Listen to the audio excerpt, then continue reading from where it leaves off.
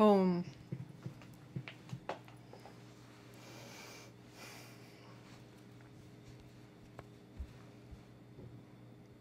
Om. Om.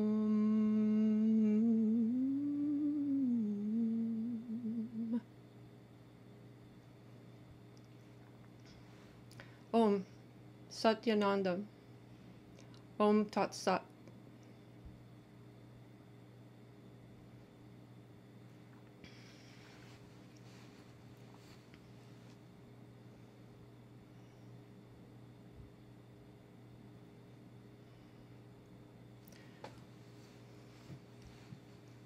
This teaching is tentatively entitled Om Satya, Purification and Dehypnotization.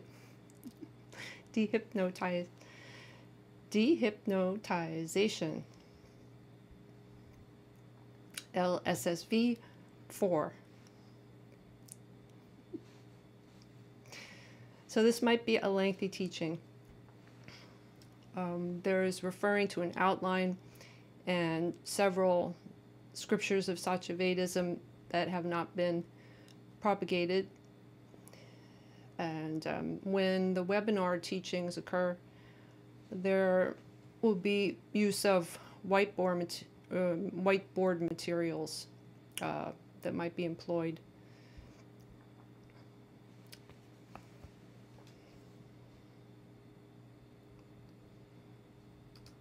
So just bringing up the outline. Again, this might be lengthy.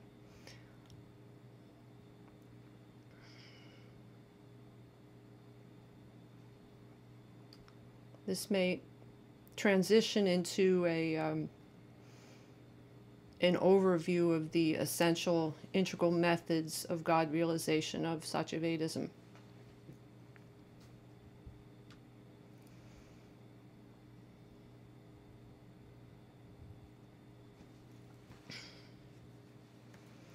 Bless this convergence in all its phenomenal aspecting, seen and unseen. Om.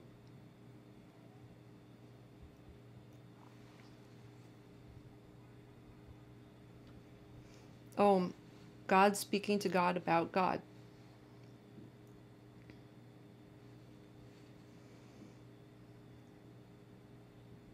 So you are already God eternally.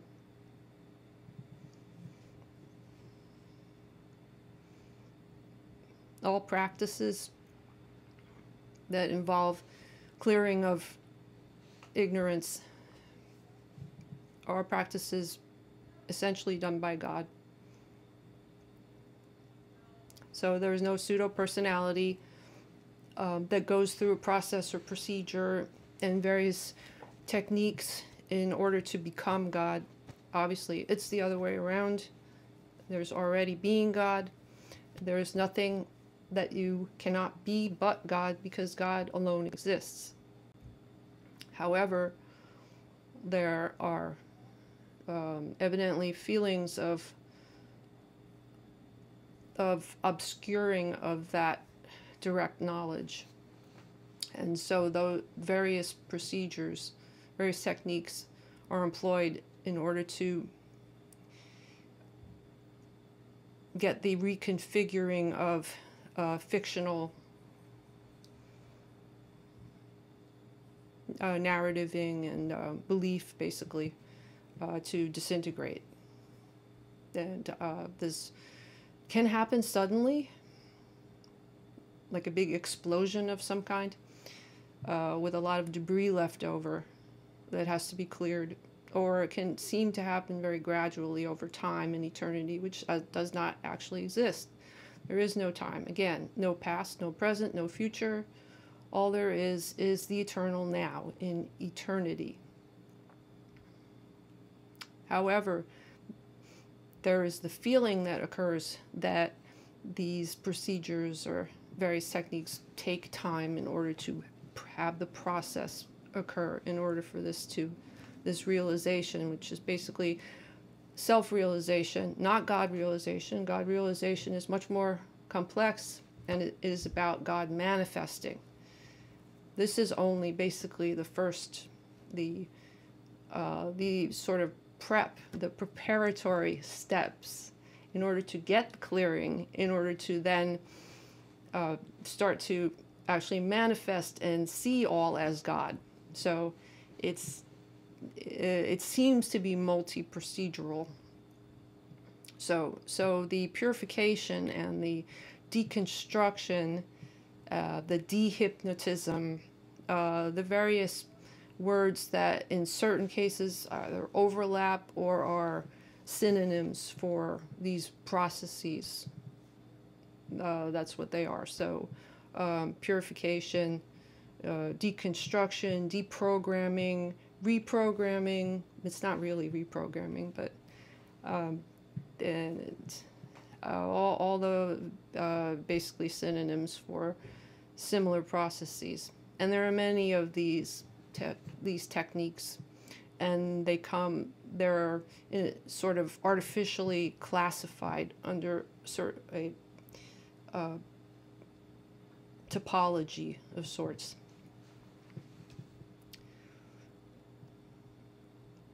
But the main point being that you are already God. So this is about clearing and then proceeding to manifest as God.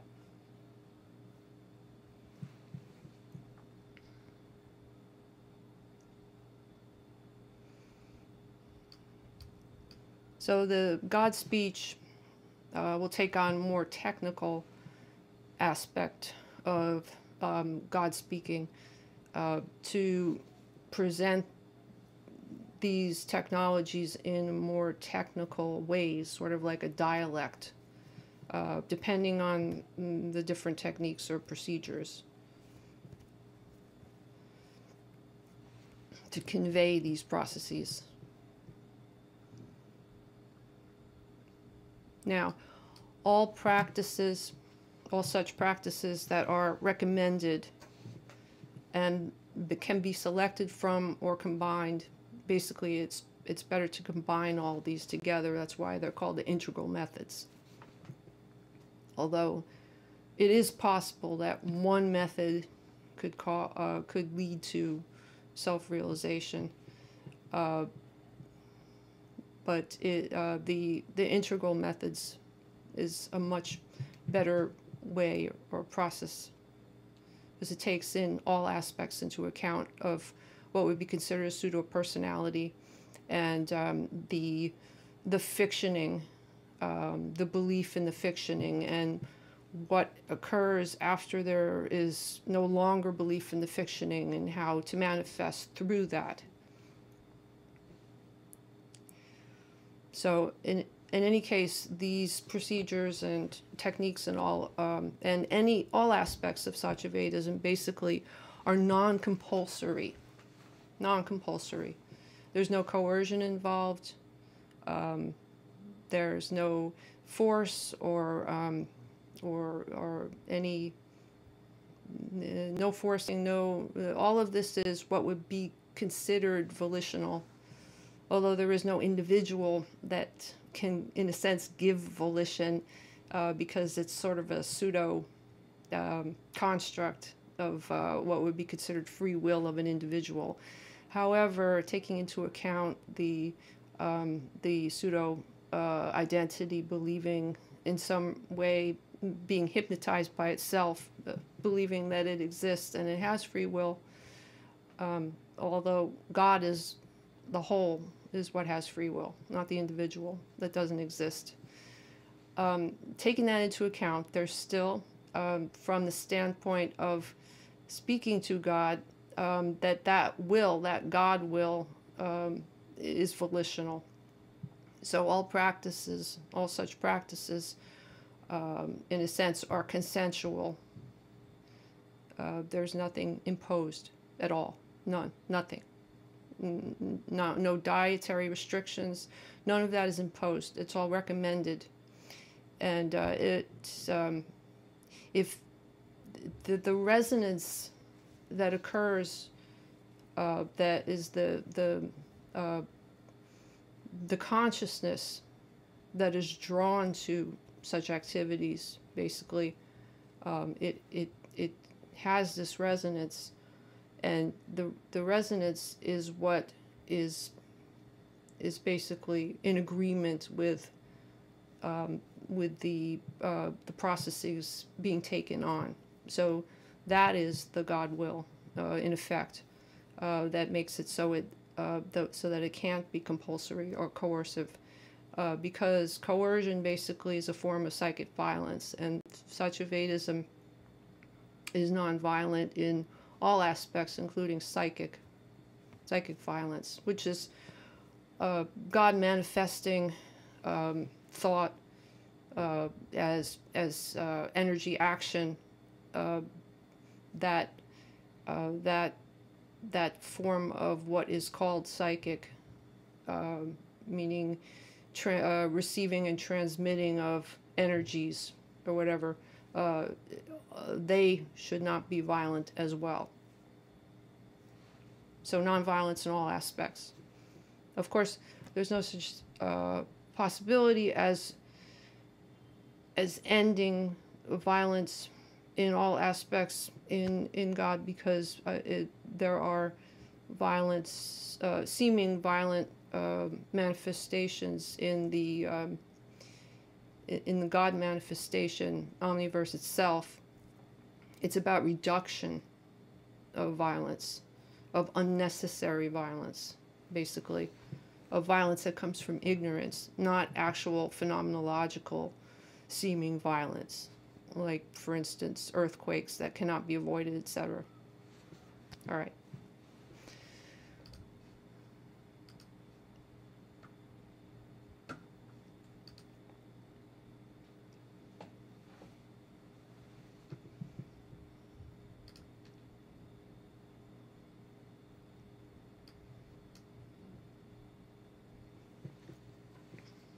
So there may be self-realization glimpses, basically, of the true self.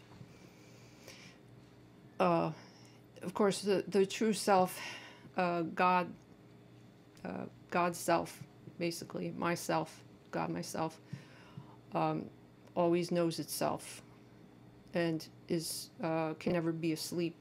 It is always awake and functioning, and knows itself intimately. However, the idea or the feeling of the person not knowing the God self itself, then there can be glimpses of self-realization in that sense, but it is not permanent. Sort of the clouds clear slightly in the phenomenon. Seeming sky or whatever, the sky is always there, the clouds are drifting, etc., so that the individual, in a sense, feels it's the clouds instead of the sky, as somewhat of a metaphor. So there are glimpses of the self through the clouds of the ignorance, etc. So that those glimpses are come and go, and they're not. There's no solid standing and permanence to self-realization, let alone God realization, which is a huge realization. So there isn't a living centeredness in the true self or in God's self. So that can lead to sort of fragmentation, compartmentalization, where there is, in a sense, some sort of glimpse of the true self, but then there's no, there's even on what would be called a practical level in fiction, there's no application, there's no living realization of that knowledge, even if it's intellectual knowledge and glimpses at true knowledge. And that continues the mood swings and the emotions and the roller coastering, and basically even if there's intellectual disbelief in the fiction, that there's still the magnetism to it, and it's still resonating in consciousness as being true in some way, even if other fragmented thinking believes sort of the opposite of that. And it can cause a sort of, in a sense, a schizophrenic sort of attempt at trying to have realization, and it gets very complicated, and it basically is another form of fictioning, but it's like a spiritual fictioning, and all of that has to be basically gone through and deconstructed as well. So that again is a process in and of itself. Even when there is intellectual knowledge of some of this information, so it has to be applied and then realized, and that is in regard to self-realization, which again is a first stage.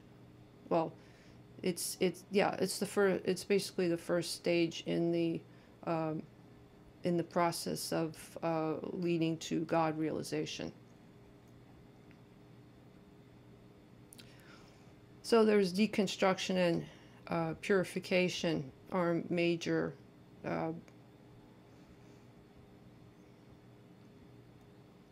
categories that would be for the various processes and techniques for dehypnotization or dehypnotism, to use a shorter word for it. You basically have to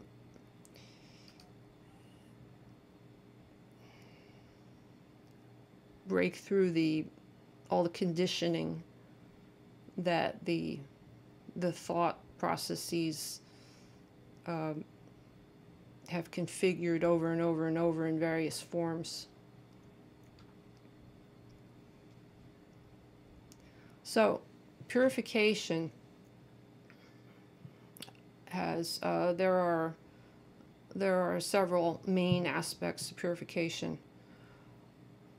One of the main ways to begin purification, if this is possible, if logistically this is possible, that leads to more swift implementation of processes, is isolation. Basically, the body is isolated in some regard in order to begin the detox. So sequestering of the body, quarantining. So it can be done in different ways. The best way is as full as possible. So if there's a way for, say, God in the form of the seeming body appearance to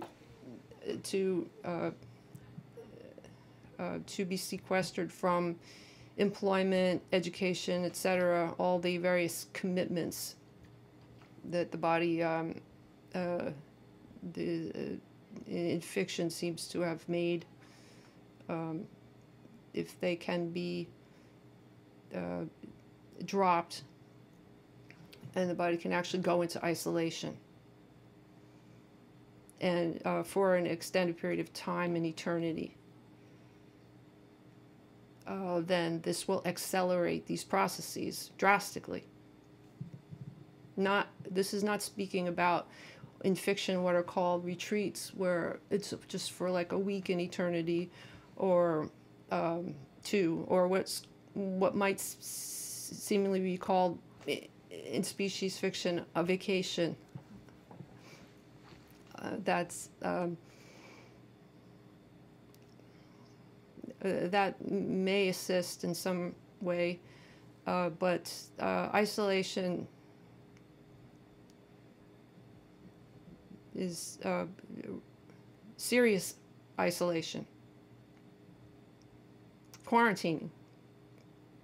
So get the body and all consciousness out and away from all of the hypnotism.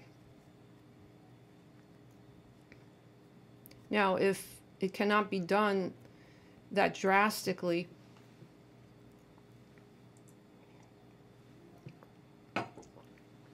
then a modified version of quarantining or isolation is probably more suitable, and for God in the form of most attempting this. So that would be, in a sense, semi-isolation. So say that there's employment that needs to be attended to, or there's schooling that needs to be attended to, and it seems to be obligatory. So there would be going to that, and all of that is God, and all of those processes are God manifesting as well. So there needn't, again, over and over, this needs to be restated, that basically there is no separating what is considered mundane with what is considered from what is considered spiritual. So it's all God, and it's all God manifesting. Okay, so this is a semi-form of isolation. So those seemingly obligatory commitments would be kept, and then when they're done, then the body would go into isolation for the rest of the time allotment in eternity. So there would be the going to work, and then the coming back from, and then into isolation. Now, isolation is not just about sequestering the body itself. It's about the content that goes into the body in various forms.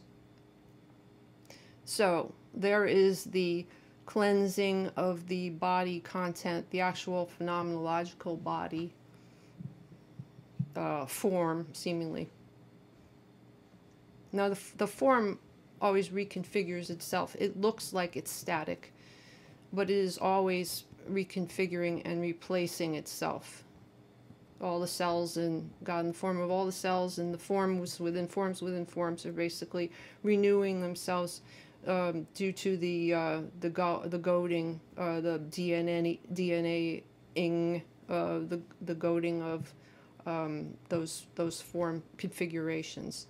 So they're always renewing and replenishing, etc. So that body that seem to have is never the same body. In the same way that the ocean is never the same ocean, a stream, or free-flowing stream is never the same stream, because it's always goading. So there's the cleansing of the body content, which involves the purifying of basically what goes into the body, what is ingested. So there are various forms of ingestion. So the main form of ingestion would be the food that gets put into the body to be processed and digested and become the body. It gets converted from one form to another, basically, converted into God energy to manifest its seeming form as the body. So what goes into the body is of utmost importance, because it affects the epigenetics of the body, and the mind, emotions, moods, chemistry. It affects what is called mental clarity, and all aspects of the body, because it is what goes in becomes the body. So if there are seeming toxic substances again, everything in nature is nature. So I have to say in parentheses, and because all of this information, there's no compromising of God truth. So all of this always will go through all of the information that's being provided, that the God truth is always stated up front and never put away or aside when speaking in technical terms such as this.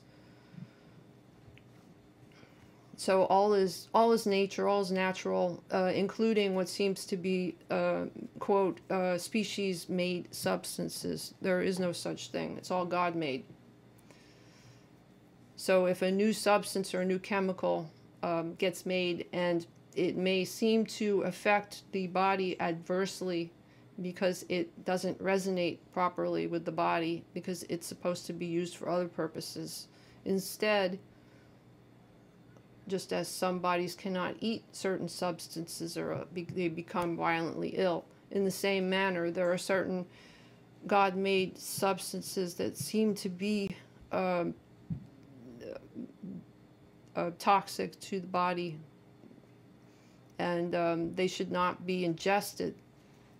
So there are many substances that are made through seeming species by God, but they're not combined properly, and they're not used for optimal purposing. So they should not be ingested by the body in minute quantities or large quantities. So the purification of the body involves eliminating various substances from being ingested and replacing them with healthful substances that actually promote body health and what would be called brain health, mental health, chemical health, all the in all aspects.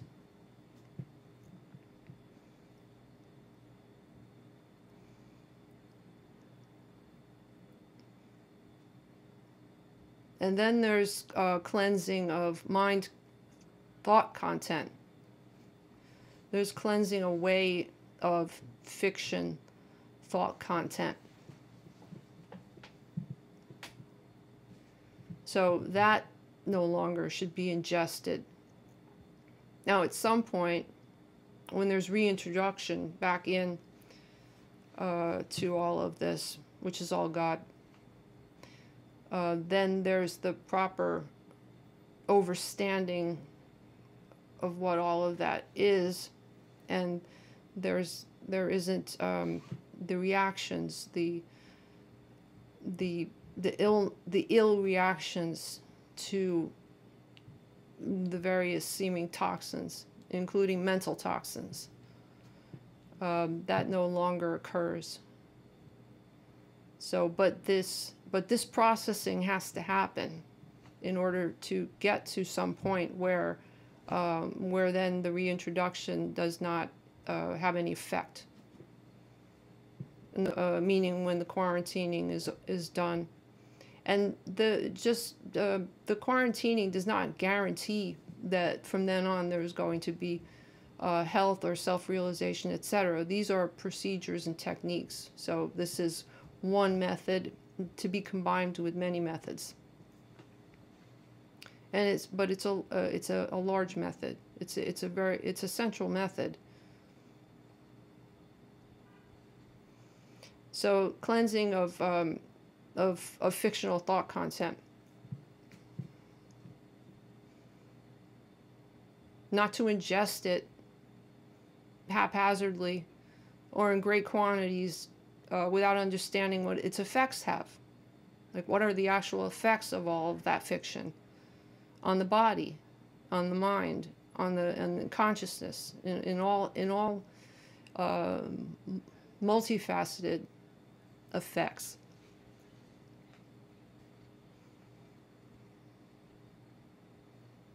So it's a full purification process.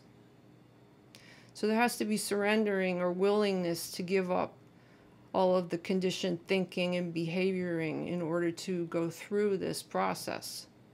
Again, that's resonating. If there isn't seeming consent, then so be it, and it doesn't occur because it's not consented to resonatingly. So the surrendering means surrendering to the process, surrendering to it, and having a transformation occur of content, basically, of the body content, the thinking content, etc.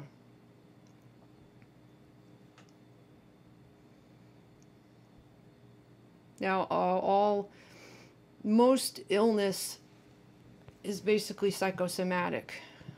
It has to do with not understanding, having ignorance of reality.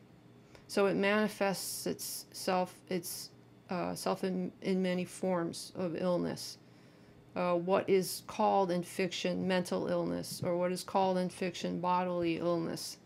There are some illnesses, a limited, small portion of illnesses basically, that are in some way unavoidable, or maybe have to do with predisposition in terms of structuring of the body appearance.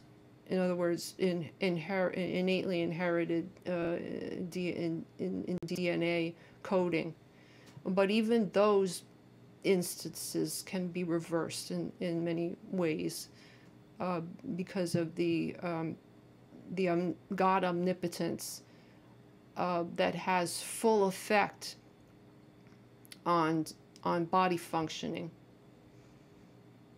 But most illnesses are psychosomatic.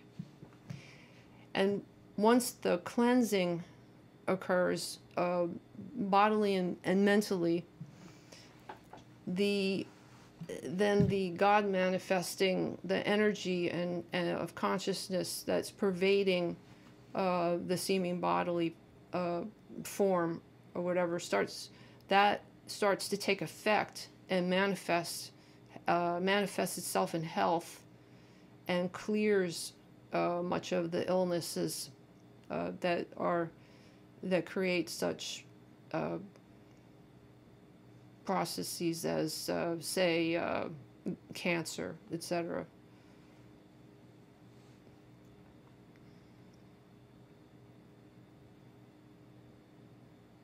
There are many reversals of that would not even, without having to even resort to God in the form of medical intervention or attention. Now this has to be stated very specifically and clearly.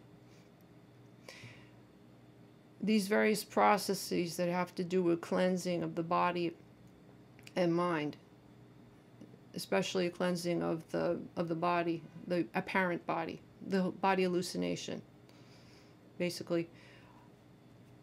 It is best if these are done with some medical monitoring, such as say blood tests to check levels, various chemical levels or nutrient levels, etc., to make sure that for some reason they don't go off the too low or too high and affect the chemistry adversely in some way, because bodies function in different capacity. They don't all react the same way to different substances, etc., because of the coding. So it's this, again, this is not mandatory, but this is highly recommended, that certain procedures, certain techniques that directly have to do with, say, dietary, purification, etc., be monitored, not a lot, but to some extent, by medical recommendation or checkups.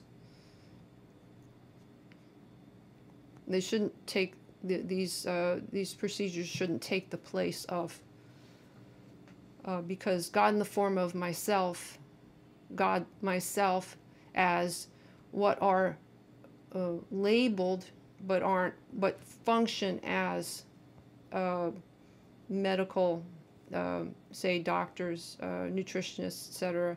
God in the form of, there are no such entities. They are labels for functioning of, like the God in the form of functions as giving God information about what is called medicine. There is no such thing as a doctor. That is a role projected on a body, one role of many seeming roles that don't really exist. So what is being stated is that God in the form of that medical information and attention should be periodically sought out because of qualification of the quality of the information and direct attention. So let that be stated very clearly.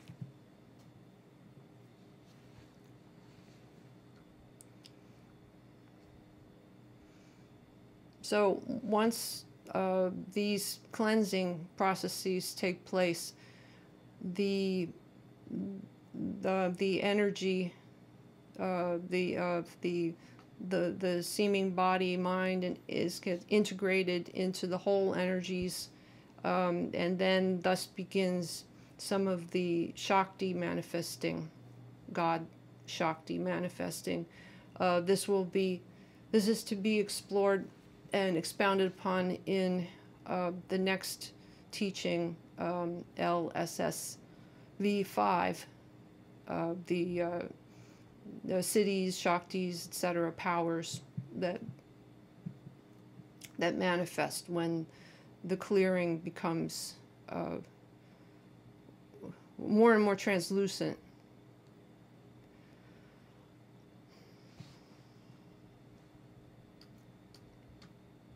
Now another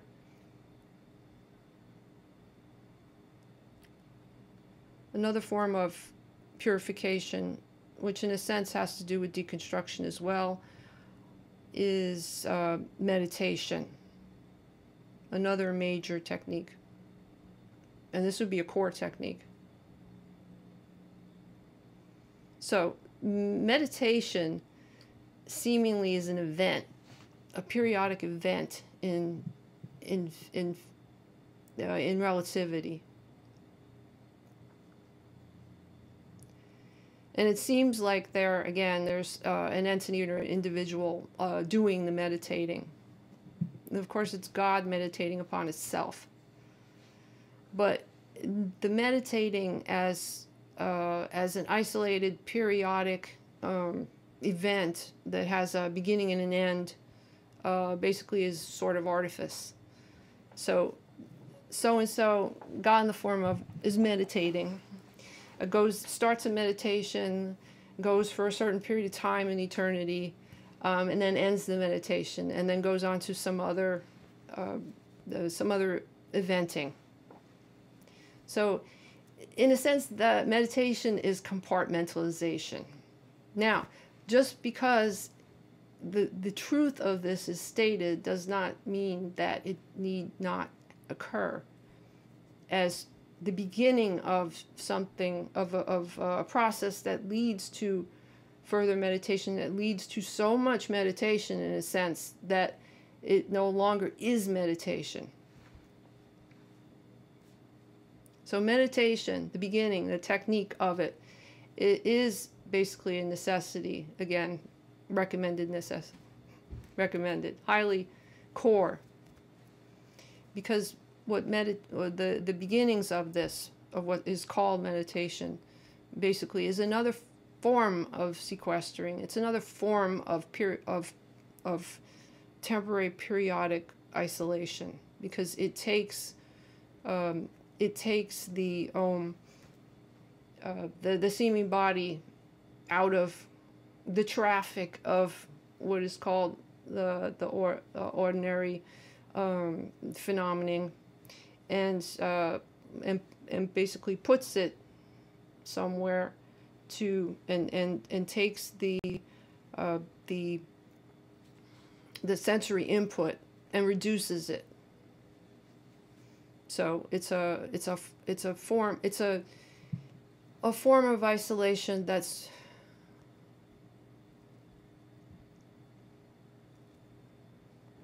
is much less drastic than the first form, which was mentioned, which is called isolating, sequestering, etc. And by the way, these are being touched upon as procedures, and they will be gone, and the information, the God information about them, will be gone into extensively in other teachings. So this is just sort of a concise introduction to these categories of practices. So meditation, then, again, is a form of isolation, but it seems at first to be intermittent. So it can start out at very short intervals of time in eternity, and then extend further depending on comfortability and then the getting used to it, the process. So meditation for what is called 5-10 minutes in eternity, and then expand it out to, say, 20 minutes or half an hour in eternity, and then expand it out further to an hour or 2 hours. But past a certain point, extensive meditation, it may not necessarily, in sort of what's called hardcore meditation of 2 or 3 or 4 hour blocks or whatever, it is not, it sometimes may not be as helpful as a very intense meditation for 15 half an hour to an hour in eternity that's really focused, and then applied, the manifesting after it applied. So it's not necessarily about quantity of time in eternity as to when what the meditation takes. There is also what would be considered noisy meditation or completely still meditation, where noisy meditation, which is usually how meditation occurs at first, is there's a lot of noise of the mind, just all these images and words and sounds and various just overlaying of, in other words, a very noisy mind functioning. That is what is called usual upon first taking meditation up as a practice. So it is about this trying to be still within all that noise and not having any judgment of it. There are other techniques where there is categorization of information that take of all the mind functioning and what categories various thoughts might present would be classified under, and so there are various ways of meditating as well, either to be still and watch all that functioning occur, or to interact in a sense with it and try to figure out why certain thought processes, content are occurring, why they continue to occur, etc. So there are all sorts of ways to meditate. In any case, the main main ways that the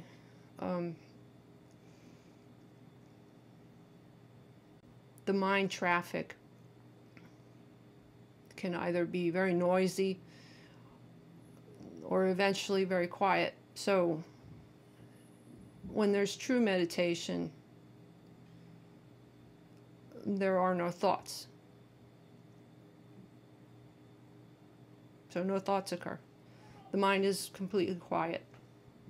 Or occasionally something will bubble up and then disappear. So meditation is about exploring the mechanics of the mind. At first, that is how it occurs. It's exploring it. It's experimenting, endless experimentation.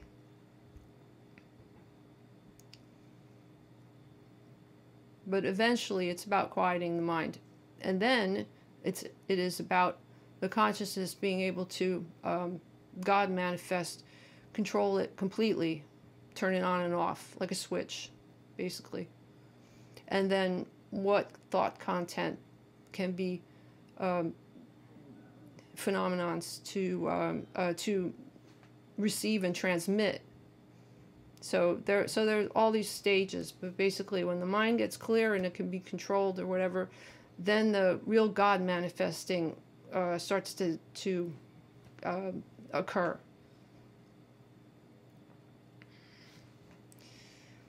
So another aspect of purification is silence, what is called mona. So silence, at first, it's actually about silencing the God speech, what comes out, what's transmitted. So the practice is to not speak for certain periods of time in eternity. So it can be for a short period of time, because there are, God in the form of some, that are very unused to just being quiet, just not speaking. So it can be, in a sense, a discipline, because the mind basically is so turned on that it needs to throw out speech. It's almost like it's compulsory. It can't help it but do that. So when the practice is given to be silent, sometimes there is a lot of uncomfortableness with that, with just being with itself silent, or seemingly being with others, God in the form of others silent, leads to what is called in social in fiction social circumstances, it's almost obligatory that there's going to be conversing back and forth, and if there are any gaps in speaking, there's this unsaid uncomfortableness of having to throw up some more words in order to, even if the words hardly make any sense or they're basically about nothing, because of that compulsory feeling of having to speak something or other, no matter what the content. So silence, the practice of silence is a way to, one, make it apparent that it is all right to not speak and that there's no judgment about it, and that relaxes that feeling of uncomfortableness. And then the more that it's practiced, the more it starts to actually become the feeling of being natural. And as a matter of fact, it is very natural, because the real self is silent, and the sounds are superimposed over the silence. So basically, silence is at core, always. silence, eternal silence, is basic at core, everywhere. So sound is a superimposition or an interruption of silence, and sound is natural as well, but it's an overlay, and the sound is interpenetrated by silence. So becoming comfortable with silence is another way into understanding the true self. Now, the second form of silence is that it's not about the speaking silence or quieting down of the words or the sounds that come out, but it is the silencing of the mind, the silencing of thought itself. So that is a deeper silence. And again, that there's an overlap of that and what would be called meditation. So the first step in silence is to reduce speech and to quiet speech. Then the second step is to quiet mind, quiet the actual thought itself that wants to propel itself out.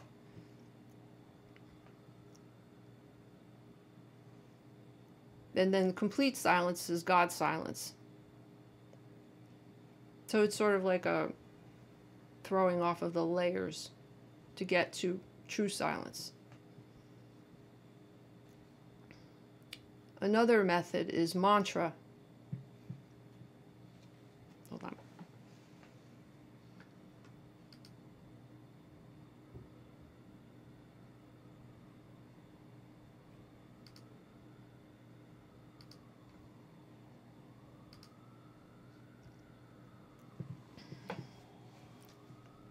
Mantra.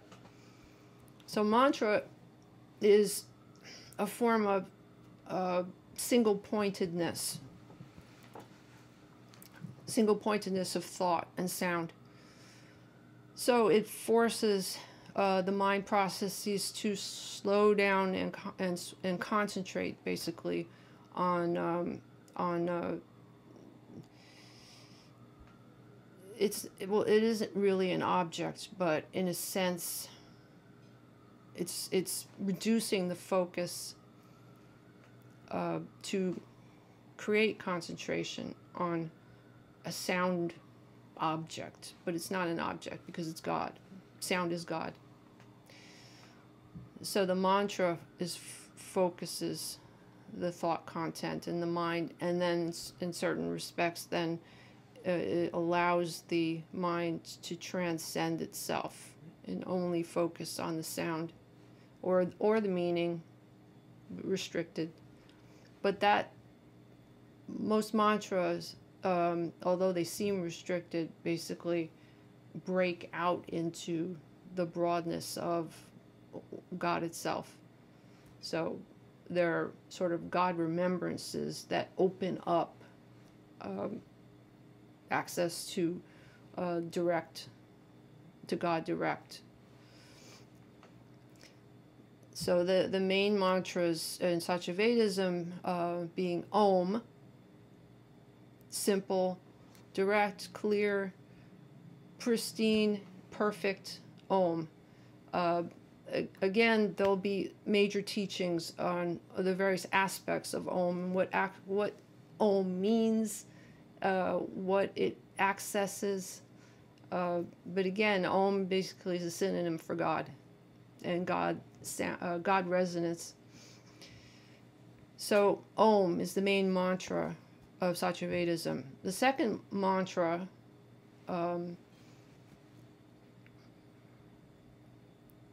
is the Gagar mantra.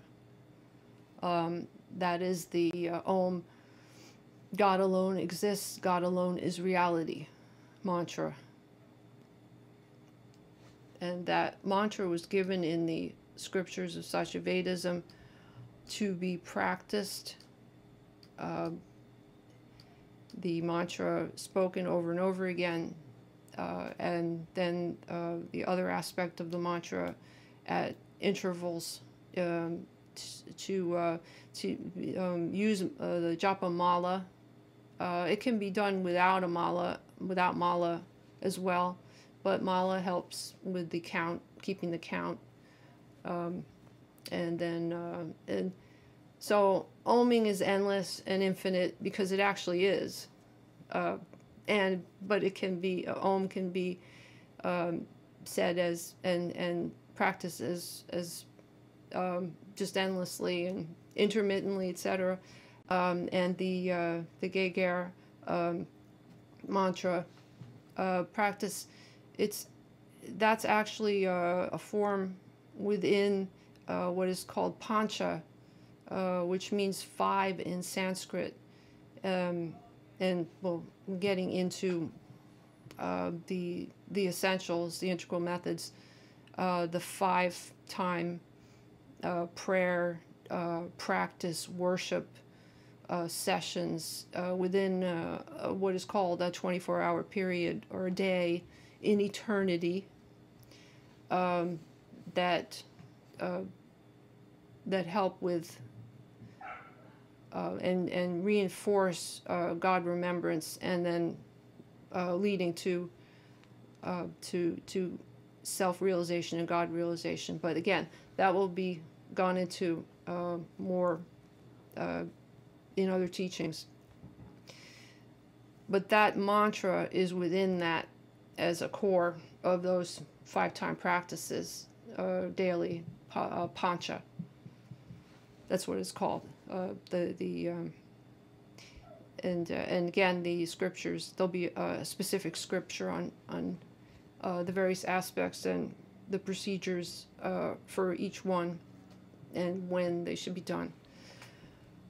The third mantra of Satyavedism so far, and there'll be others, the third long-standing in eternity one is the Haribol, which is Rama Satya Satya Rama Haribol. So those are the 3 main ones, and again, there'll be others, but they're already available to practice. Another form of purification is that has to do with detox of the body and practicing nonviolence in all forms. Is Om, Om, Om, the veganism. Om, veganism, and in the final phase of veganism, minus ST, which means minus subterranean substances, such as root vegetables. So veganism is not about the total cessation of violence, because that, like it has been stated, is impossible. It's about as much reduction of violence as possible, reasonably. So that's it's a transitional veganism. It can start with vegetarianism and then morph, transition to veganism. Or it can just begin with veganism if there's readiness for that, which if it can be done is preferable. But most attempts at veganism have difficulty, and even difficulty in the actual process that the body goes through in order to adapt to it. So even if there's mental stamina and will, God will, to go right into veganism, the actual body phenomenon might possibly not be ready for such an abrupt happening. So it's suggested that there are stages that can be gone through to get to veganism, and then finally veganism ST, clean veganism, meaning that not only is there no longer ingesting of animal substances, meat, etc., and byproducts like dairy and all, but that the body is actually detoxed in other ways that are not necessarily vegan, but coincide basically, and in SATYAVEDISM are covered under it as clean veganism, not just veganism. And then veganism extends to not only dietary nonviolence, but the extension to other substances that are environmental in the seeming surroundings. So God in the form of the dwelling of the body should be detoxed of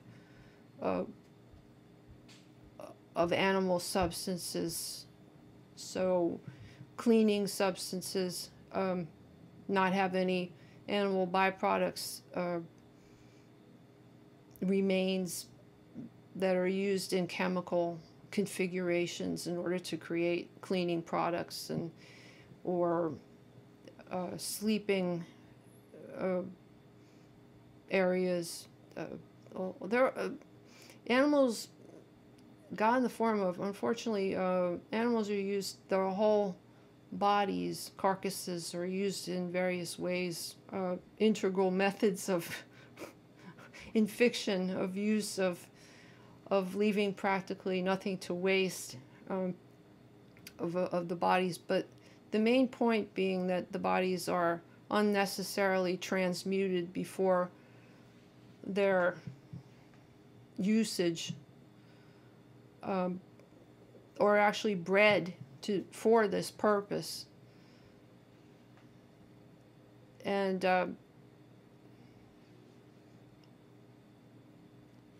that must end. That it is not necessary for species, to seeming God in the form of species bodies, to ingest other species bodies in order for the bodies to be healthy. It really is unnecessary, and there are all alternatives that are readily available and more healthy. They're actually more healthy for the body's functioning. So they need to be, the veganism needs to be employed, and for various multifaceted reasons. So and that's, so the detox is part of the veganism and also separate from it. Also for deconstruction and purification are the scriptures. So it would be study of the scriptures. So the thought content, the fiction thought content, gets replaced.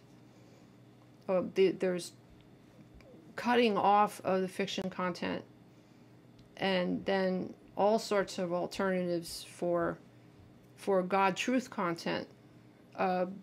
The God truth content can begin with the scriptures of SATYAVEDISM and and these live stream teachings, and they can be repeated, referred to over and over again, not read just once, not seen just once, not listened to just once, etc. The way that the God information is ingested and into consciousness, absorbed. So there needs to be repetition of it in order to break through the hypnotism. There will be teachings about how to read properly, how to process video information or audio information properly. These are teachable techniques that are not usually explored. It's usually a given that somehow or other the consciousness knows what to do with information. But if the information is encountered too quickly and then onto something else, then it isn't absorbed properly, and if it's not even absorbed properly, then it will not be implemented properly, let alone absorbed properly. So that is a major teaching: how to read properly, how to listen properly, how to actually absorb information properly, correctly, optimally, how it resonates, and then how it activates. But when there's continual bombardment with fiction, it becomes very difficult to concentrate on anything, on any information, because it's all just it turns into what would be called noise, just endless noise. So there are techniques that will be gone into directly about how to actually absorb this information, this God truth information. And that includes God truth information of science, of language, of how to use language properly, of how to communicate properly, like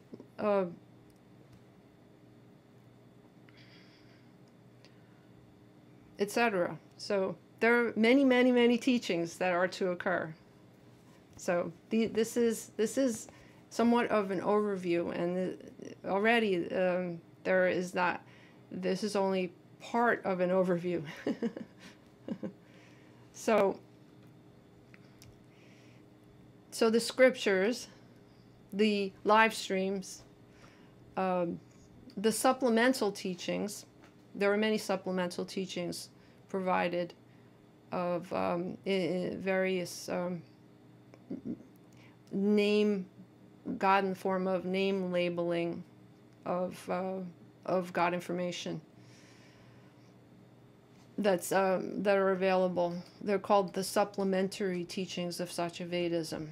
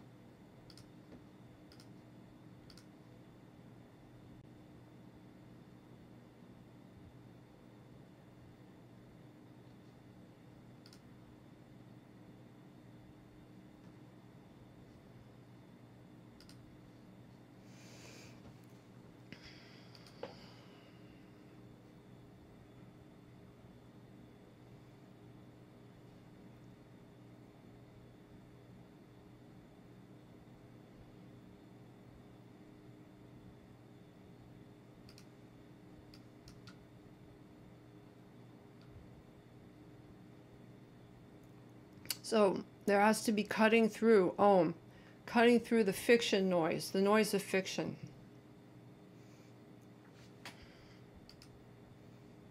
So most of what is called information that's species-centric, almost all information that's species-centric is fiction. So with the exception of the sciences, and some of the sciences are penetrated with fiction, or because there is need to evolve for those scientific truths to be accurate. Again, the core of science is mathematics, and the mathematics is divine. So mathematics is not fiction, it's truth. So the sciences revolve around the mathematics, and the mathematics is God-given, and it is divined. It's divined by the God in the form of those that are labeled mathematicians, that are basically God studying the mathematics of God itself. So of the manifestation, God manifestation.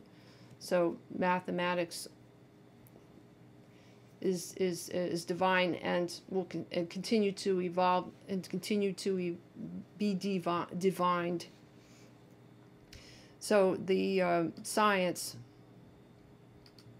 more or less, is God truth, and such as even biology, because the bodies as explored by biology, as described by biology, as described by neuroscience, etc.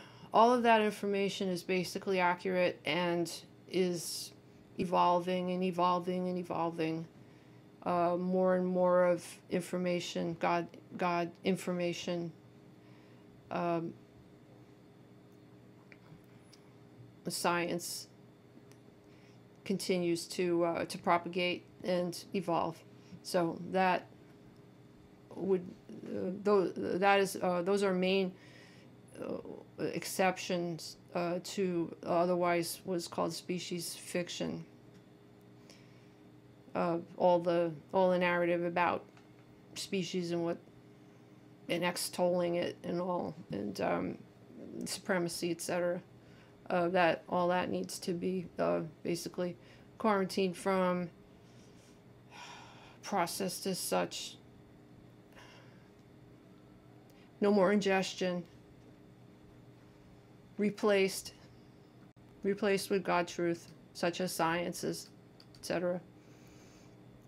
So it's the process of the throwing out and the abandonment of species fiction, of the that limits itself but doesn't, that seems to limit it, attempt to limit itself but doesn't within, and the throwing off of any of species indoctrination.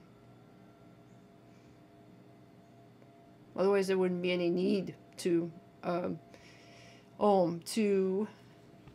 purify in the first place. It would just there would just be naturalness, and the fiction would not be propagated. So, but short of that, it's obvious that purification and dehypnotization is necessary. So it's a throwing off of species indoctrination, of not believing it, not ingesting it, and then basically ignoring it, and then God manifesting to do something about it in order to diminish it. The very stages. And the throwing off of egocentrism, which means within species fiction, the pseudo-personality. Basically the realizing that that myopic fixation is not natural, and it is not healthy, it's not functional, it causes all sorts of illnesses. Basically identifying with something that isn't even true or real, hallucinating it, and then having problems because of it, and sicknesses and mental illnesses and bodily illnesses because of basically fantasy. So it's just ill sickness, and it needs to be gotten rid of so that there could be health.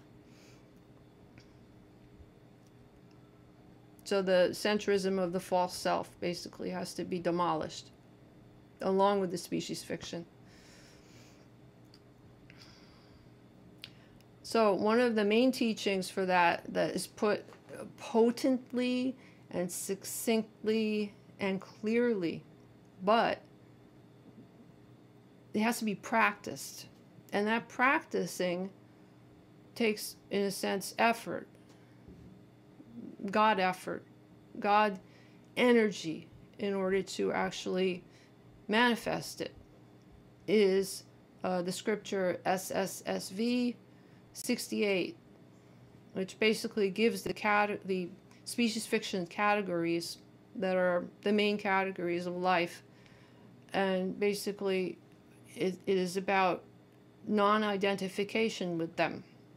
The dehypnotization is the taking of those categories and going through them, actually going through all the thought processes about them, and understanding why those groupings and categories are not actually real, like why they are just indoctrination and unintentional identification with all of them. Being a person, being a member of a group, being situated in a country, being on a planet, etc. All those labels or whatever, they have a great effect on the actual thought content and processing. And then ultimately the body feelings that come of that, and all and all the collective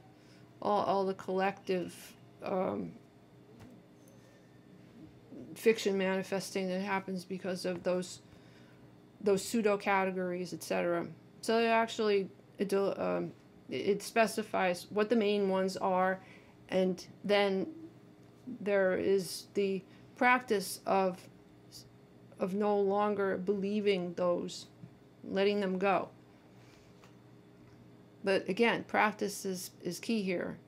It's not just about reading it and saying, oh yeah, I'm not such and such, and I don't live at such and such or whatever, and I don't whatever, I don't this, I don't that, is not going to help as well, because the I is still the wrong I, regardless of whether it's identification with something or identification not with something. Negative, positive, whatever, this, that, this versus that, or whatever. It's not about identification or non-identification with anything. It's about the true self, God. So so Lssv 68 just very precisely indicates what those categories are, what to look for, what to start to deconstruct, to pull apart, to discard,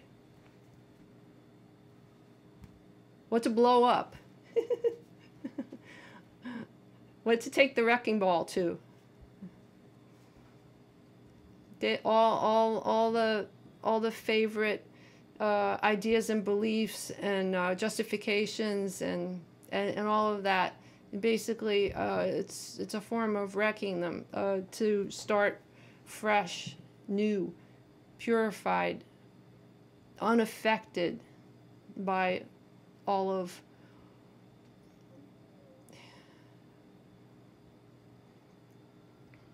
so it's a way into the demolishing.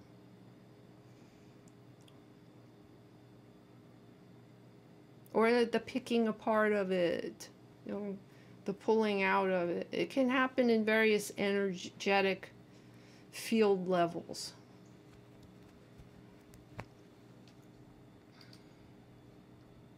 So it comes down to not being identified with anything.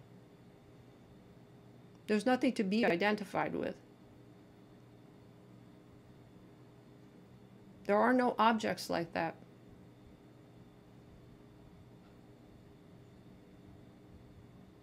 There's nothing that you need.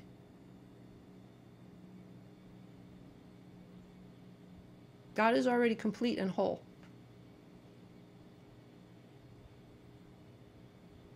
This is to be realized. So it's the questioning of everything. Everything. Everything.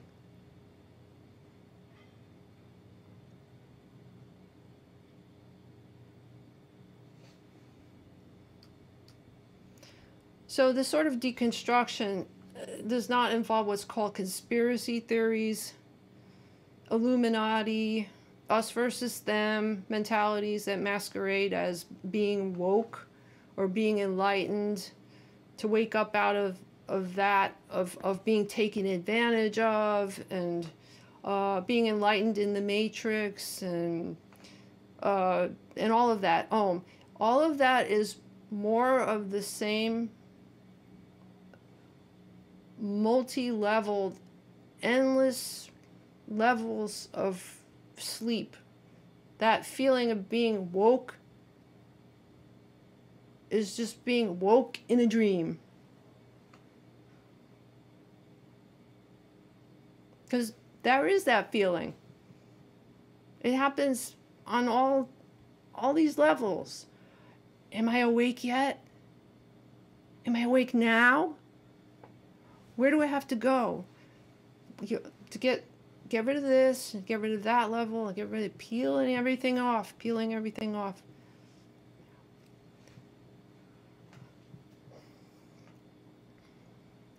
And that will be a question. Am I awake yet? Am I awake now? What about now? I mean, it's endless.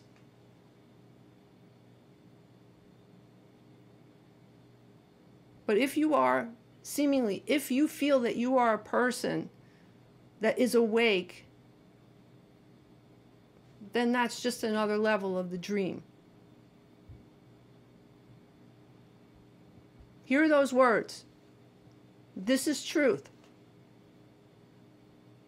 You are not awake if you think you are a person that's enlightened. There is no such thing as a person that's enlightened. Dreaming. Welcome to the new level of a dream that doesn't exist.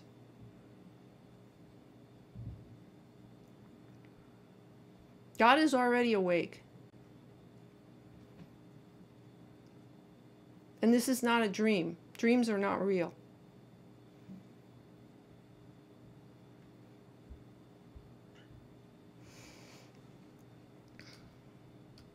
So drop the conspiracy theories. All that is more noise. It's more fictioning.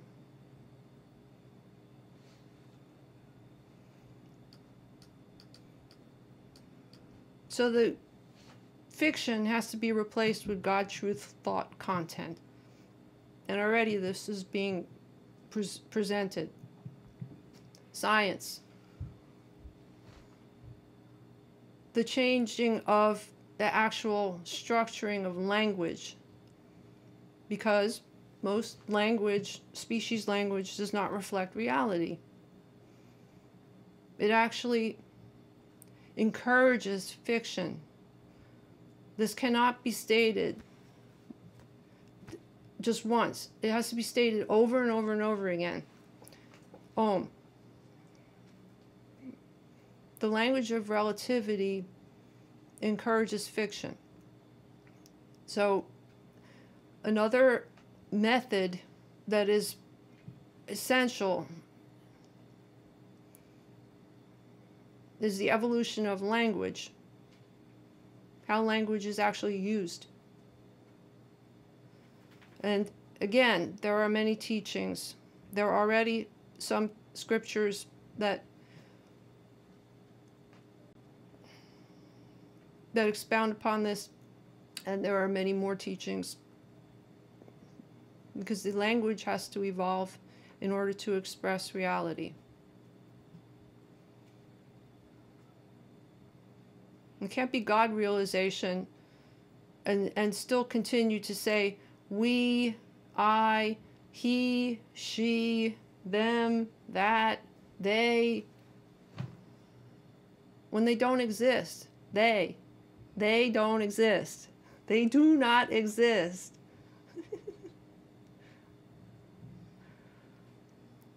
So speaking fiction, they continue to speak fiction and want to realize God reality, and continue to speak fiction because the language, what, forces God to speak fiction? No. There's no force here. The language has to evolve in order to express God reality. It is that simple. It has to be done. There has to be evolving of language, just like evolving of all other aspects of God.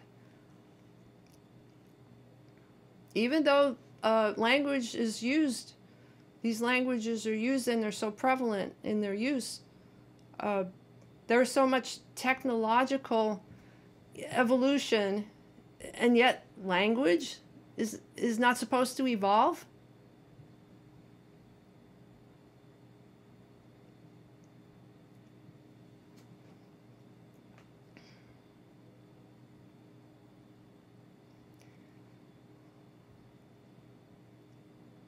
So the evolution of language and Godlang and God languages and various other ways to express and communicate need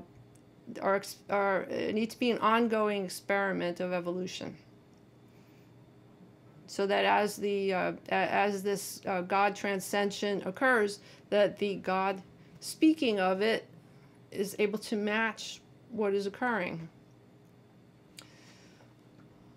So there's great emphasis on the shift in the usage of language, and the evolution of language.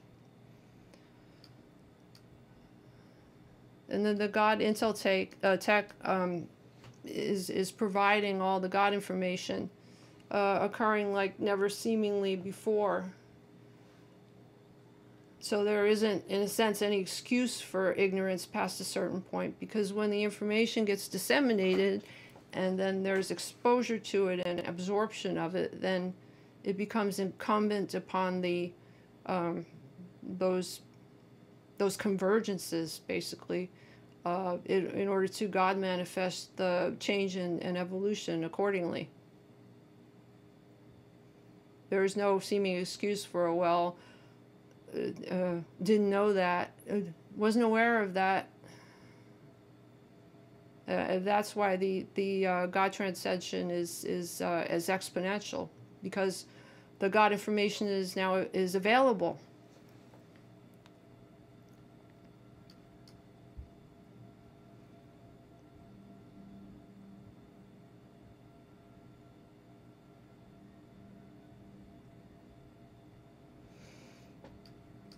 So there's the meditation. There's another direct method, which is what am I? It's usually said as who am I, but God is not a who. God is a what. God itself.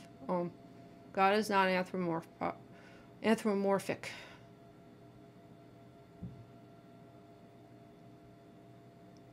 So what am I? So in the introspection, that's part of the deconstruction, purification. It's within meditation. It's directly an inquiry that forces thought to go back upon itself through the experimentation, investigation of, all right, what am I? And I don't mean what am I. It's what am I is not looking at a body saying what am I.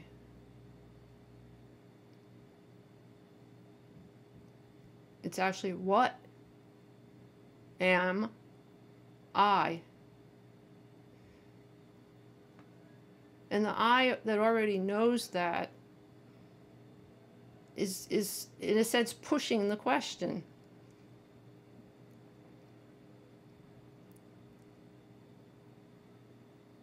It causes the inquiry.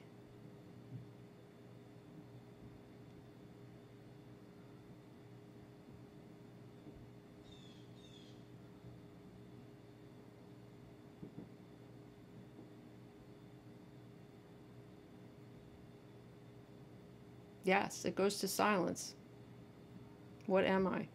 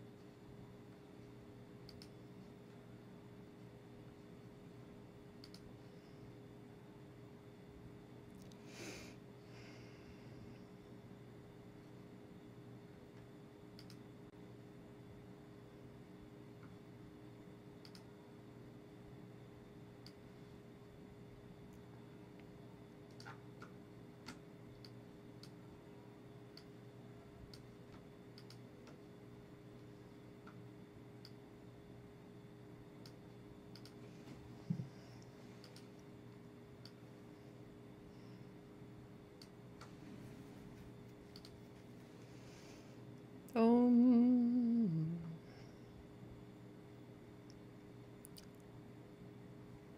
Om. Om. Om can be sung too.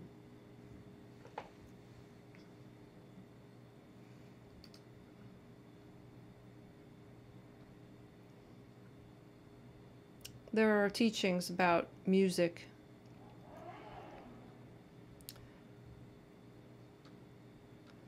and the use of Om. There are methods about music in God realization as well.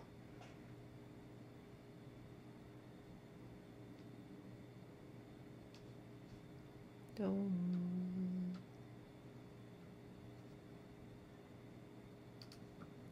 Om. Om.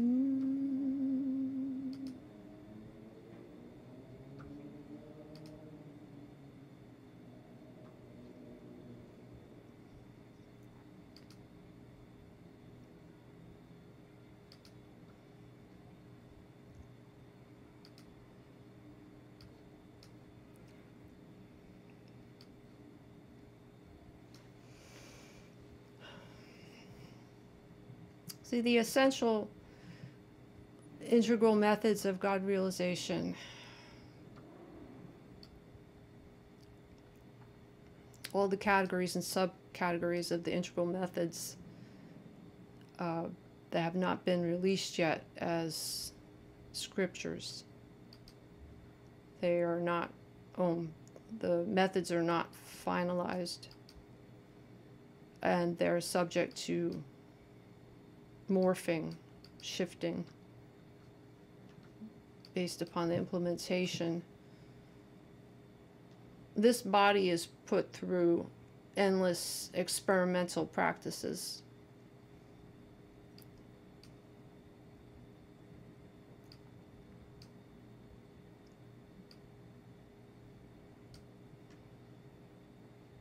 in order to convey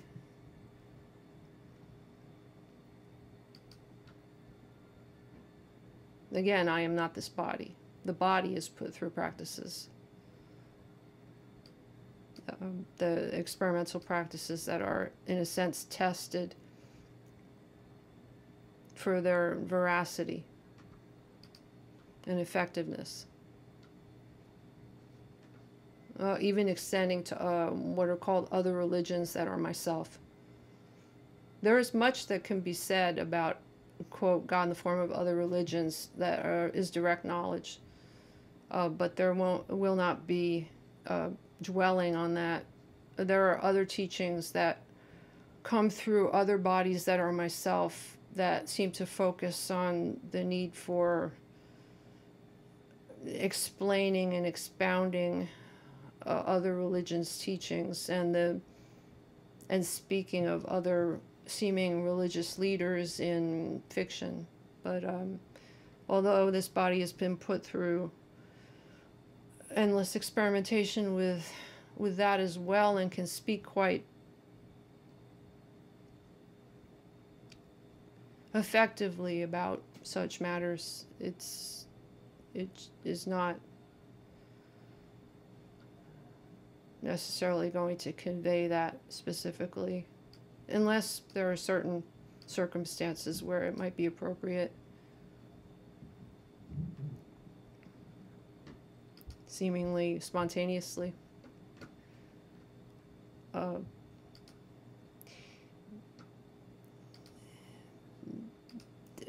That's with spirituality and religion. There has this.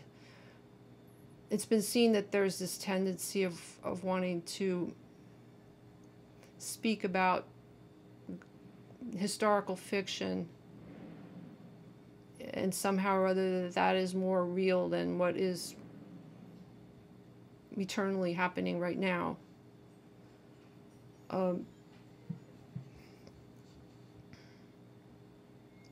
Like somehow more authoritative. But it has no more authority than all else concerning it in eternity right now. So there's no need to refer to other bodies as being conveyors of God information, because they were not individuals, even though they seem to appear to have been. Any of that spiritual or any other God information is referred to, with labels as just methods of conveyance of God information that occurs in God consciousness as taking effect whenever it's activated, whether it seems to be old or ancient or whatever, which is not true. It's all activated now in eternity. And its veracity, its truth is what resonates, not what a name is.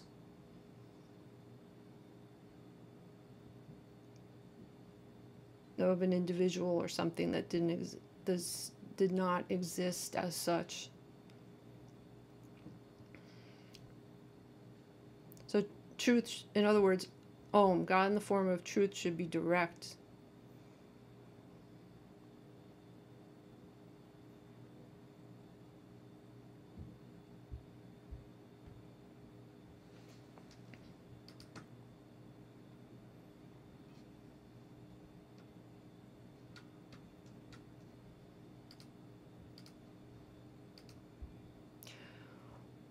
All right, Om. As introduction, without going into more detailed teachings, just roughly as surface enumeration of some of the essential integral methods. So there are major categories and subcategories, and they are clear, simple, concise, actionable, powerful, effective.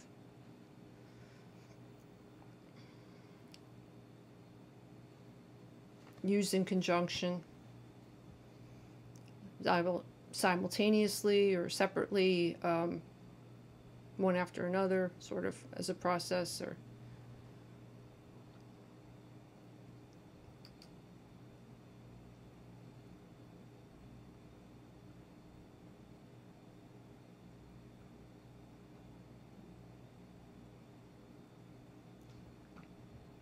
God remembrance. One, God remembrance. So, Pancha is a direct way of God remembrance. After all, when there's God realization, there's no need for God remembrance, because God knows itself as itself, and it does not have to remember itself. But until that is actual, there is God remembrance, meaning the reminder that all of this is God, the reminding periodically, and until well, the reminding is not what creates realization, but it's one of the methods. So God remembrance, the Pancha, 5 times prayer, worship, practice, is a way of, at intervals, reminding to manifest these practices as more ongoing of the clearing of the fiction, etc., and the toward God realization, towards self-realization, and then toward God realization. And most of these integral methods have to do with self-realization and to some extent God realization. The God manifesting is completely another. That's after all of this, all of these integral methods. That's about being God and manifesting as God. But anyway, the integral methods, God remembrance. So it's the going toward seeming union as God already, not the other way around again, not as a person going toward union with God, but as God already, clearing and purifying the projectioning and the ignorance and the fictioning and all the obscuring, etc., the pollution, in other words. So it's toward that. So remembering that God thought, God speech, God action is remembered over and over again, not only as seeming God, but in relation to all other aspects of God, as God interacting with God. 2 is meditation, introspection, experimentation, concentration, and worship. So, such as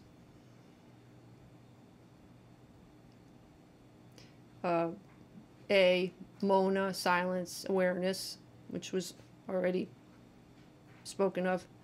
B, one-pointed concentration. C, mantra, which was already spoken of. D, witnessing and analysis. E,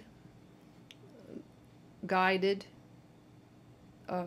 having to do with video dehypnotization, which will be another aspect of the teachings, actually some guided meditation. F, dream yoga. That is exploration of the clearing of pollution in a seeming deeper state. Of course, again, the states do not actually exist ultimately in God. God does not have states of consciousness, but those the seeming fictional individual consciousness that is not really individual feels these states, such as dream. So dream yoga is a way of, and lucid dreaming is a way of exploring what is called subconscious, but then again, it is not subconscious, because when all of that is cleared, the levels of consciousness collapse, basically, and then there is no going up or down from levels. There's just all one consciousness. And then there's manifesting from that consciousness. So the dream yoga is a way to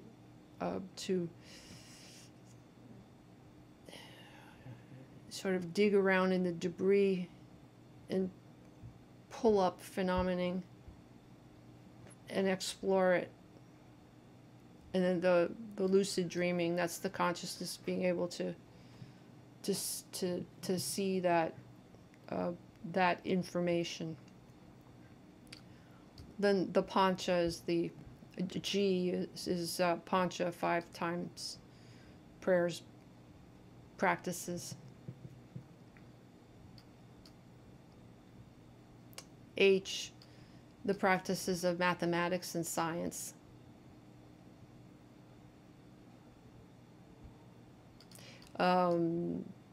Here it will state that the practice of mathematics and science, especially mathematics, that some of the practices of pancha occur at the beginning and end of studying of the mathematics. So the intro and outro of mathematical studies. There are also scriptures of mathematics. There are texts of primary mathematical texts. That will be a scripture listing and elucidating that, and also the prayer and practices that come before and after those studies, and that extends to sciences as well.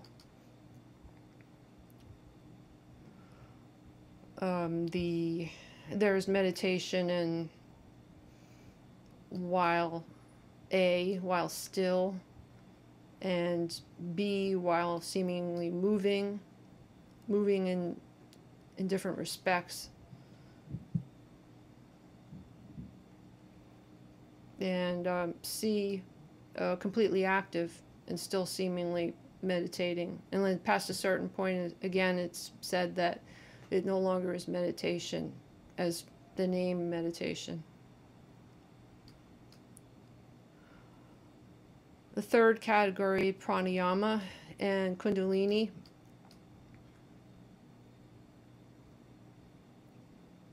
So which are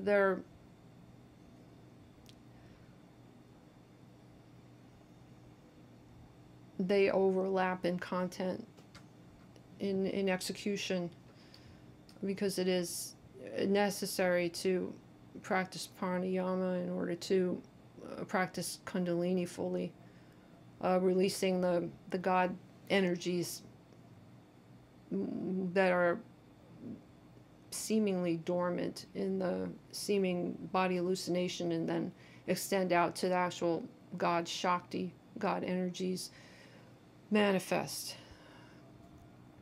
So those as a way of breaking that open.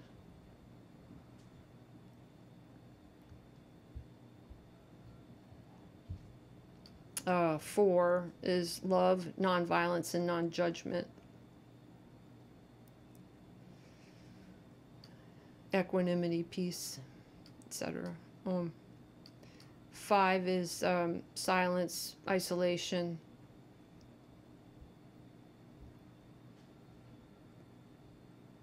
The disciplining of speech. Again, then silence. the use of Godlang as passive speech, pronounless speech, and all the other functionings of Godlang. But starting with that, the elimination of pronouns, that because they're non-existent, they denote non-existent entities as such, because you are God. 6 is minimalism, simplifying mentally and physically. So the decluttering of the eliminating of redundancies, all of that sort of breaking, again, sort of deconstructing what is essential and necessary for the body's functioning in a seeming environment, instead of the accumulation of endless objects. It's not that with God realization, all objects, all seeming objects, and all are all myself, God myself. So, but in the process of the purification and the deconstruction, the minimalism plays as a practice is important in the eliminating of non-essential, just various forms of clutter that actually affect the mental. The physical decluttering does have an effect on the mental in the decluttering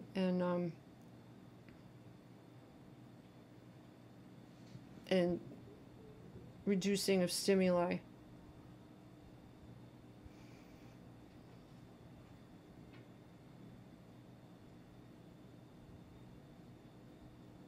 And not feeling of non-possessing, because all is God and all is God's belongs to God.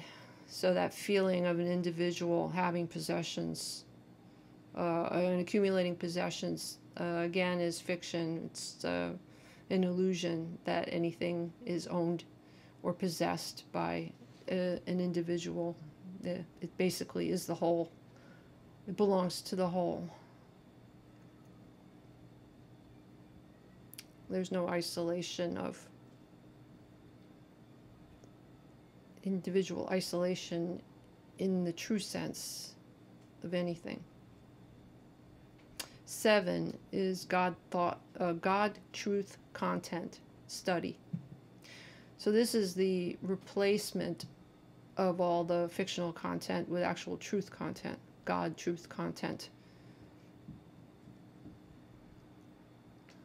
And again, how to read and absorb carefully and properly, how to reread, absorb, concentration methods, there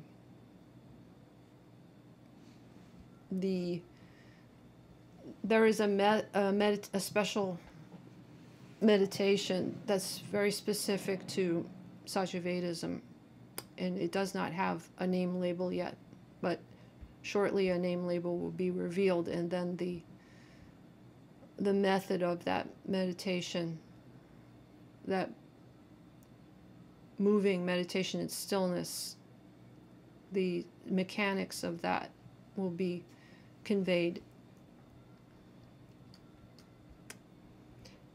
And it facilitates the studying of God truth content.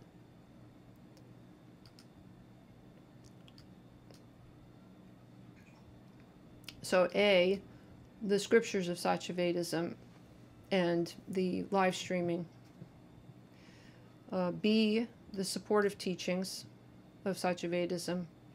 C, God truth content teachings of science, etc.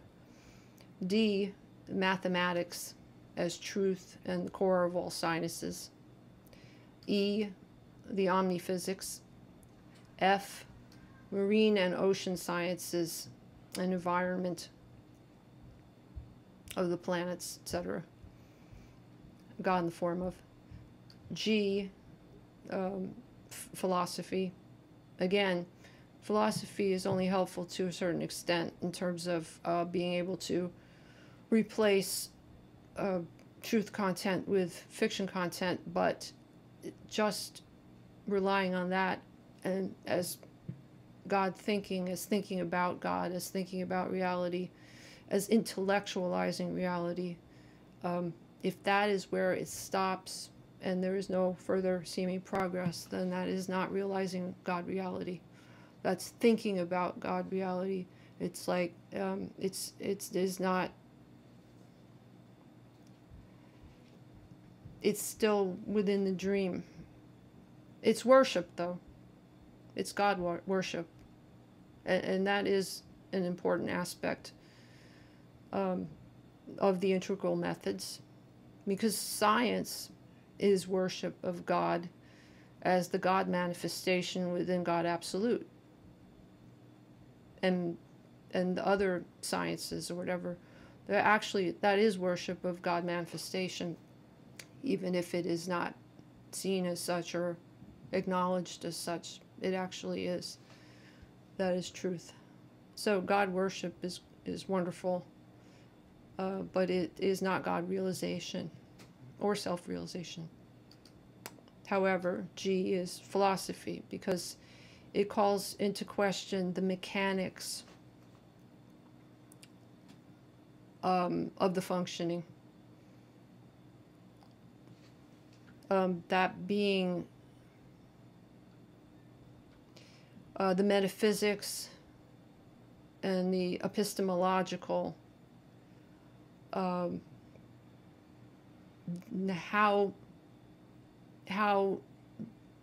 is reality known, and through what mechanics.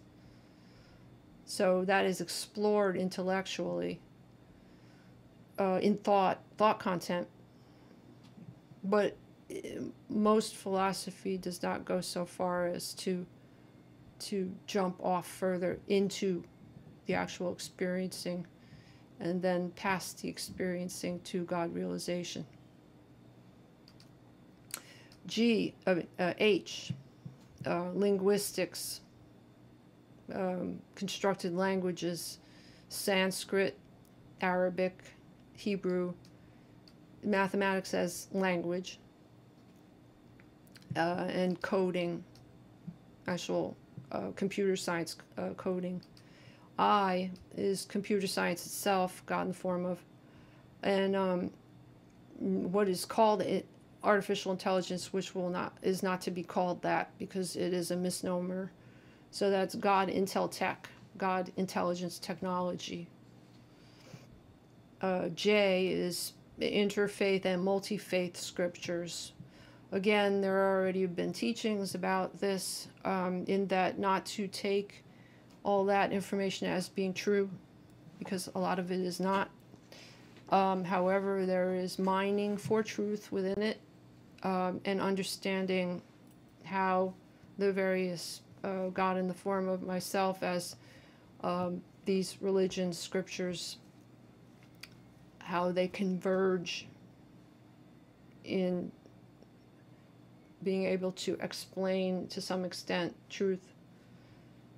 So what resonates, it is explored in a scripture on specifically on how to ingest this information without taking it all as being truth, and what should resonate as truth and what to discard.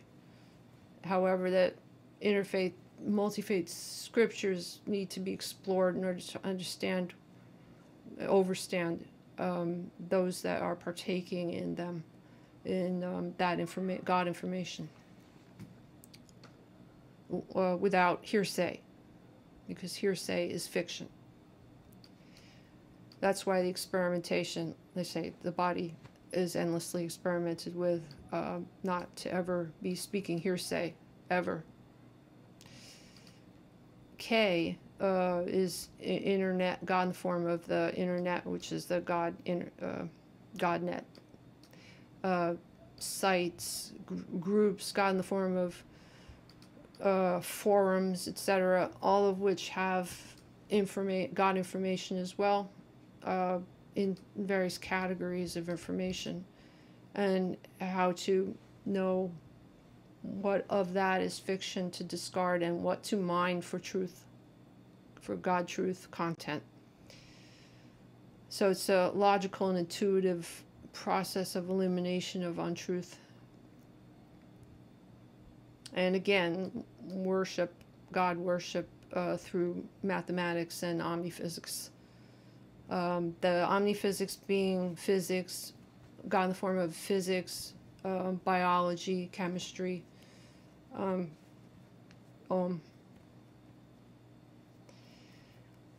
of which there's separation of those as if there are different subjects, but they're basically just elucidating the level at which the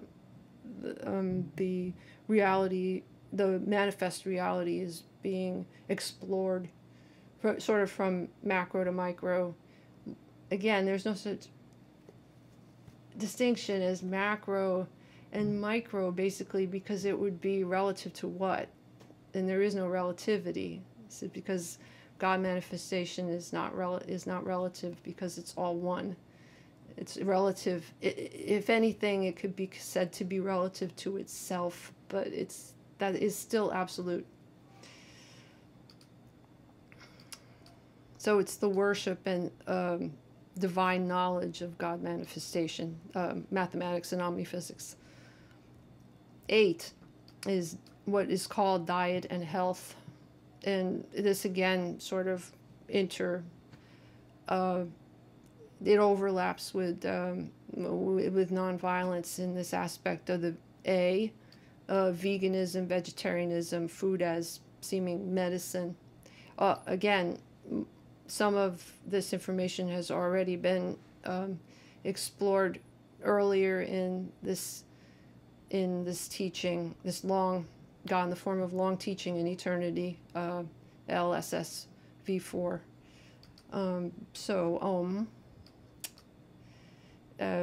Fasting occasionally of the body, hallucination, how to eat, specifically how to eat in terms of mastication, what's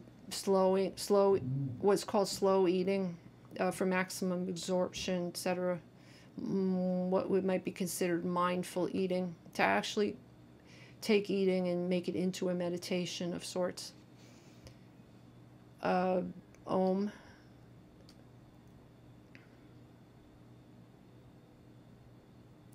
B, cleanliness and purity of the body appearance and the space in which it seems to reside, the environment. C would be various stretches, Om before meditation and pranayama or after, etc. There should be some exercising of the body because it affects the body health. So there are to be some suggested forms of exercise and activities that are necessary for the body's functioning. And the God in the form of appearance, the body appearance. And Om, Om, Om. Again, overlapping with nonviolence, certain exercises or sport should be eliminated and not encouraged, so that they are evolved out of usage. Such sports as, say, so the selection of certain sports over other, and the elimination of other sports. For instance, what's called boxing, which involves blows to the head, which can lead,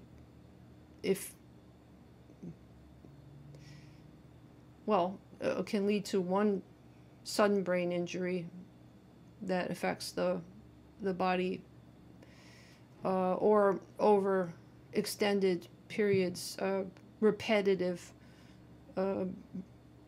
what's called TBI, God in the form of God in the form of medical information, which again should be encouraged to absorb the actual medical information, even of a seeming is not species centric if it's actual science.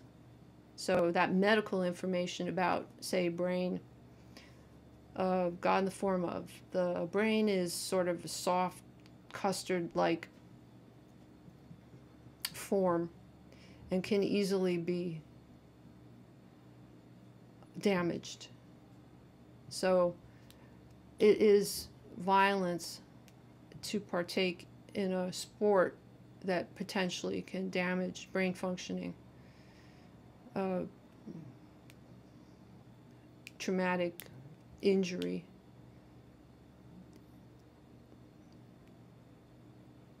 Although some of that can actually be reversed through epigenetics and various methods, there are some that would be considered irreversible. God energy manifesting at optimal potentiality and then realized can actually heal anything, basically. Can heal all. The force, if the force is used completely, almost all healing can occur. Seeming what are called miracles happen. They are not actually what are called, they are not actual in God reality. They are not miracles.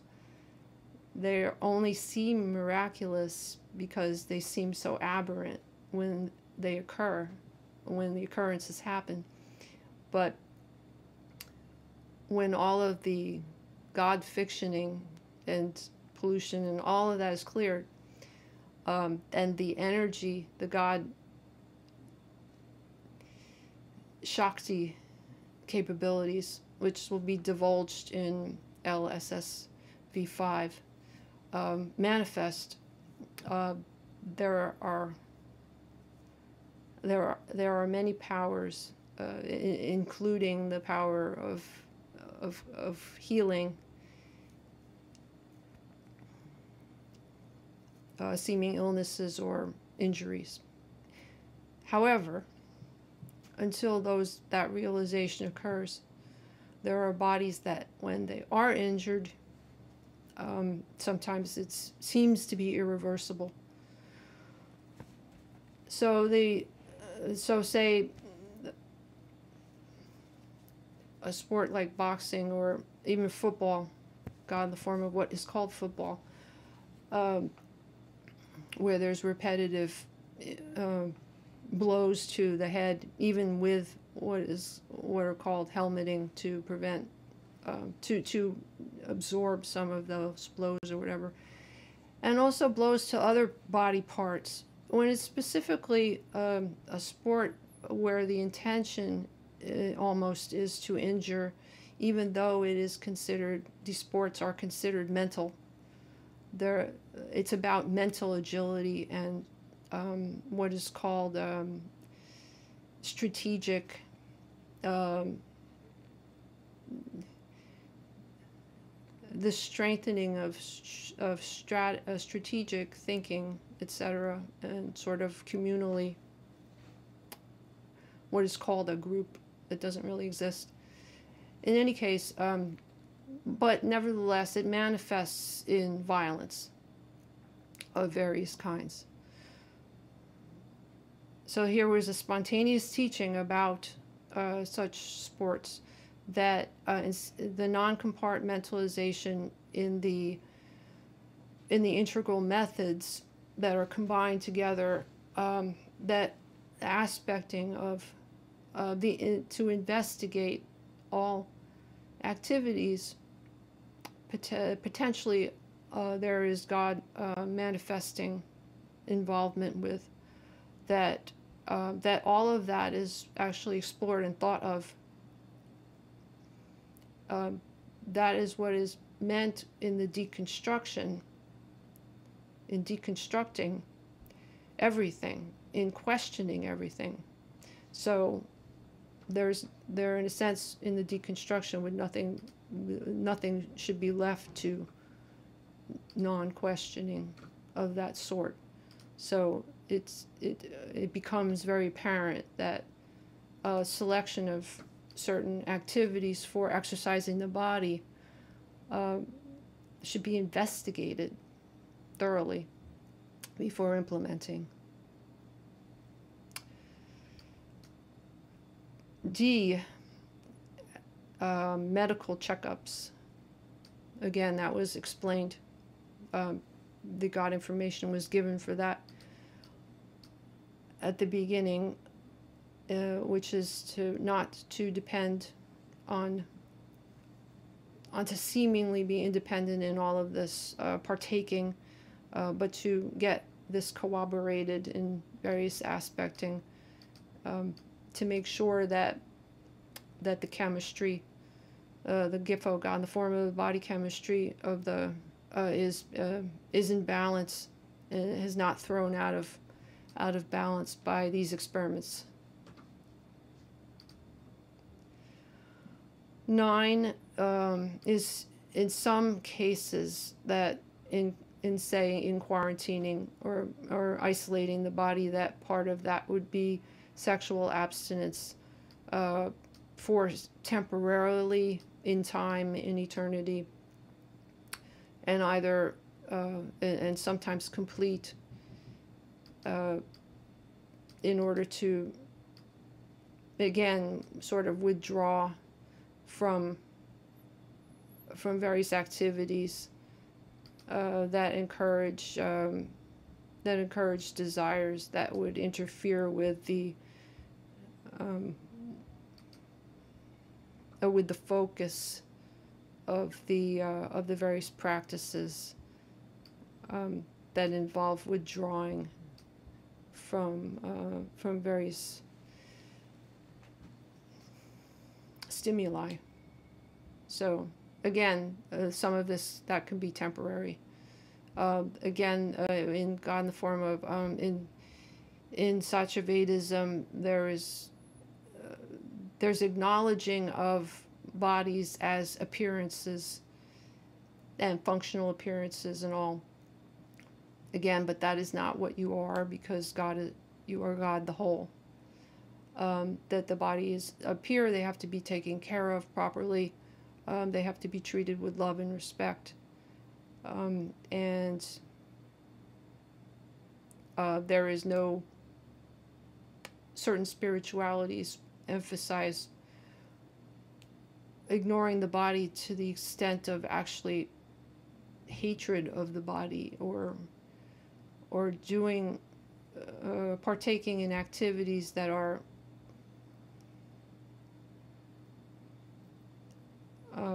destructive to the body, even in order to enforce the spirit. And SATYAVEDISM does not condone that sort of behavior, because that behavior is a form of violence. So there is no putting the body through things that through activities that would actually damage the body. That is a form of violence. So let that be said. 10 is service. God in the form of service or work, or donating, volunteering efforts to assist to God in the form of various causes, and God service, basically. So there are other categories, and again, shifting of categories, and then eventually this will be presented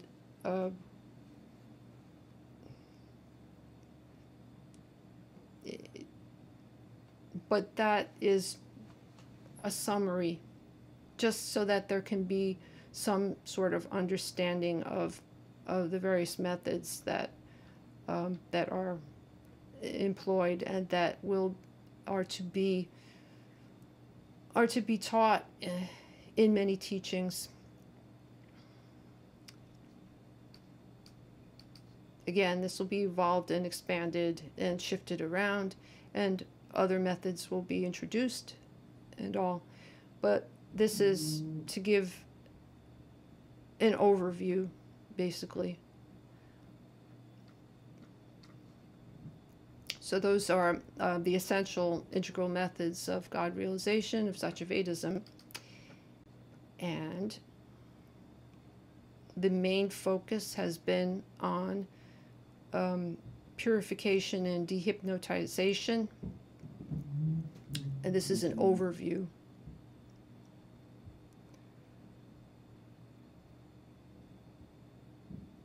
Again, none of these procedures and techniques are compulsory, coercive, forcing any psychic violence, because psychic violence is against non-violence of SATYAVEDISM. It's all should be God. It should be within God resonance, as accepting or acknowledging the wanting to proceed with such practices, God willingly. Again, it is emphasized that you are God already. A pseudo-individual, an individual that does not exist, is not to take on these practices in order to become God. God is the only being that exists, and you as God would manifest these practices in order to clear fiction, ignorance, pollution, etc., that in some sort of dream you feel somehow or other that there's some aspecting in the way of being God. But once all that is cleared, and there's self-realization, and then seemingly the God realization,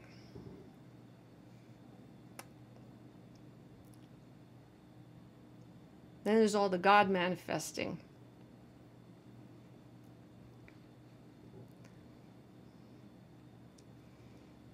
So in Lssv 5, we'll go into the siddhis and the shaktis and the various powers of God manifesting.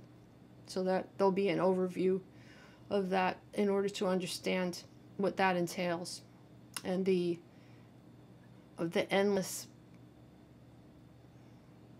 boundlessness of omnipotence.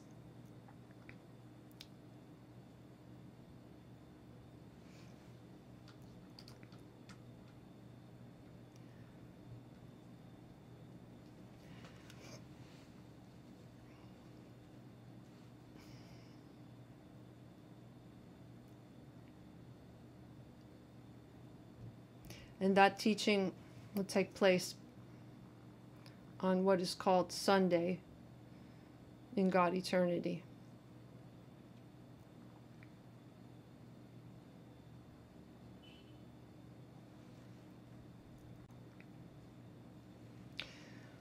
Om. Bless this convergence in all its phenomenal aspecting, seen and unseen.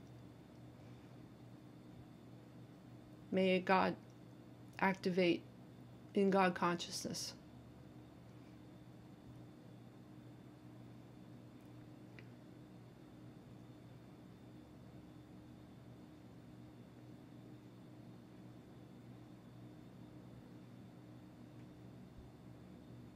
Om Satyanandam. Om Tat Sat.